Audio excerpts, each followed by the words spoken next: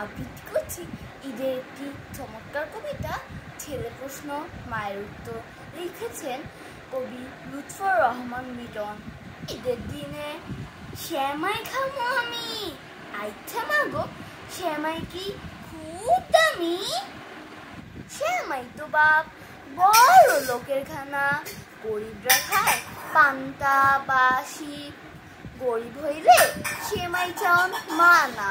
দেখি মা আমরা গরিব কেন, তুই যে বাড়ি ছোটা বুয়া কারোর কাছে চাইবি সেমাই দেন। চাইতে আমি পারুম না রে বাপ, ভিক্ষা চান অপমানের, ভিক্ষা চান পাপ। কিনে একটু পোলাও দিবি, তুই যে বাড়ি ছোটা বুয়া ঈদের দিনে তাগো বাড়ি আমারে তুই নিবি না রে বাজান।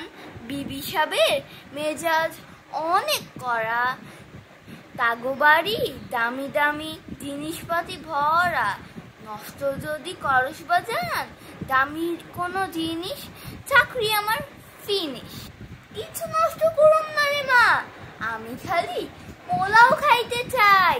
পোলাও খামু, কোরমা খামু, খুশবুওয়ালা খাওন ছাড়া ঈদের মজা নাই।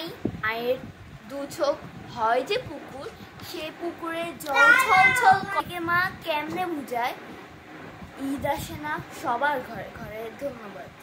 আসসালামু আলাইকুম। চলুন বন্ধুরা, আমরা ধনী গরিব সকলে একসাথে মিলেমিশে ঈদ উদযাপন করি। আসসালামু আলাইকুম।